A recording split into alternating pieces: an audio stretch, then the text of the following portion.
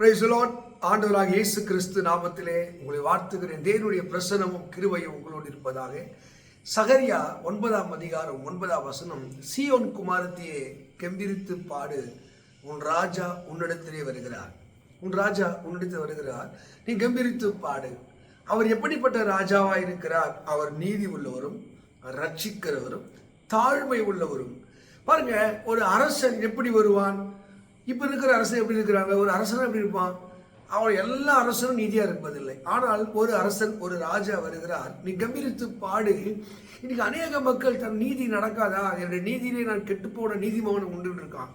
ஐயோ, எனக்கு நீதி, என் நீதிக்கு தக்க நியாயம் கிடைக்காதா, நான் வேதனைப்படுகிறேனே, கண்ணீர் விடுகிறேனே. எத்தனையோ மக்கள் கூக்குரலிட்டு கலங்கி என் நியாயத்திற்கு ஒருத்தர் வரமாட்டாரா என்று சொல்லி ஒரு ராஜா வருகிறார். அந்த ராஜா இயேசு ராஜா. அவர் எப்படிப்பட்ட தேவனார்? அவர் நீதியின்படி நியாயத்திற்கிற நியாயாதிபதியாக வருகிறார். இந்த தேவன் எதற்காக வந்தார்? ஏழை எளிய மக்கள், சிறுமைப்பட்ட மக்கள், அவன் நியாயம் கிடைக்காமல் அழிந்து போய் கொண்டிருக்கிற மக்களை மீட்பதற்கு.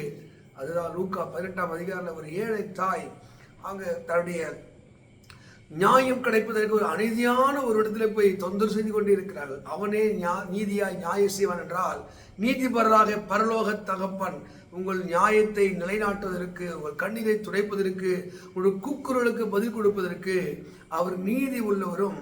இரண்டாவது யாராக இருக்கிறார்? ரட்சிக்கிறவரமாக இருக்கிறார். இந்த அரசன் யார்? நம்மை காப்பாற்றுவதற்காக, நமக்கு விடுதலை வாங்கி தருவதற்காக.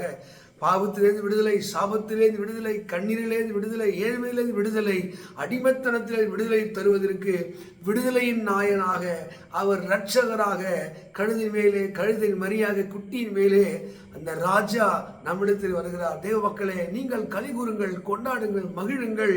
உங்கள் கண்ணீரை துடைக்கிற அரசன் எப்படிப்பட்டவராய் வருகிறார்? அவர் நீதி உள்ளவராக வருகிறார். அது மாத்திரமல்ல, ரட்சிக்கிறவராக. ஆமென். கர்த்தர் ஜனத்தை ரட்சிப்பதற்கு, அவங்க விடுதலை தருவதற்கு, நியாயம் செய்வதற்கு.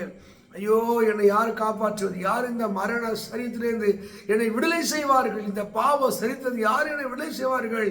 விடுதலைக்காய் காத்திருக்கிற மக்களுக்கு அவர் ரட்சகராக வருகிறார். அதுதான் அப்போஸ்தலர் 4:12 சொல்லுது, அப்படி விட நாமமே அல்லாமல் வேறொரு நாமம் கட்டளப்படவில்லை. மனிதன் ரட்சிக்கப்படுவதற்கு, மனிதன் விடுதலை அடைவதற்கு, மனிதன் பரிசுத்தமாவதற்கு இயேசுவின் நாமமே அல்லாமல் வேறொரு நாமம் கட்டிடப்படவில்லை.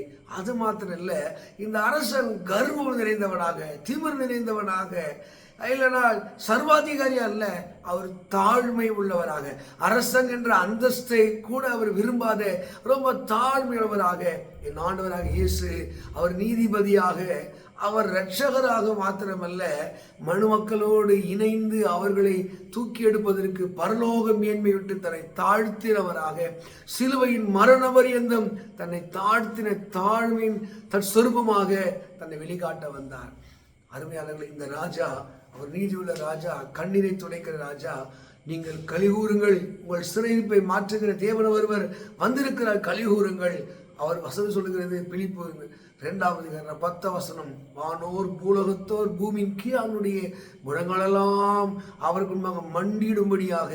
அப்படிப்பட்ட சர்வவல்ல தேவன் தாழ்வின் சுரூபமாக, தாழ்மையை கற்றுக் கொடுப்பதாக இந்த பூமியிலே வந்திருக்கிறார். உங்களுக்கு ஒரு ரட்சகர் இருக்கிறார், அவர் நீதி உள்ளவர். உங்களுக்கு ஒரு ரட்சகர் இருக்கிறார், அவர் உங்களை காப்பாற்ற வருகிறவர். அது மாத்திரம் இல்லை, அவர் தாழ்மை உள்ளவராக உங்களிடத்தில் வருகிறார். ஒருவேளை ஒரு அரசன் இருப்பான், இப்படி கற்பனை பண்ணிக்கலாம்.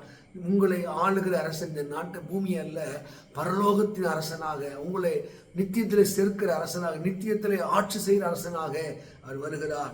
இதோ கழுதியாக, மரி மேலும் குட்டி மேலும் ஏறி வருகிறார். உன்னதத்திலே ஓசானா என்று நீங்கள் வரவேற்பீர்கள் என்றால் உங்கள் கண்ணீரெல்லாம் துடைக்கப்படும். சீயோன் குமாரத்தியே, நீங்கள் கம்பீரித்து பாடு, உங்கள் ராஜாவிடத்தில் வருகிறார். தேவ மக்களை, இந்த வார்த்தைப்படி தேவ உங்களை ஆசீர்வதித்து, உங்கள் கண்ணீரை துடைத்து, உங்கள் நீதிபடி நியாயம் செய்கிறவரும், உங்களை ரட்சிக்கிற, உங்களை விடுவிக்கிறவமாகி மாத்திரமல்ல, அவர் தாழ்மை உள்ள இறைவனாக இடத்திலே வருகிறார். அவர் தாழ்மையுள்ளக்கு கிருபை அளிக்கிற தேவன். நீங்கள் தாழ்மையாய் அவரை அழைத்து, ஆண்டவரே, நான் தாழ்மையாய் உண்மை வரவேற்கிறேன், உண்மை நம்புகிறேன் என்று நீ ஒப்பு கொடுத்து பார்த்தா, தாழ்மையுள்ளவனுக்கு அவர் கிருபை அளிக்கிறார். இந்த வார்த்தையின்படியே தேவன் உங்களை ஆசீர்வதிப்பாராக.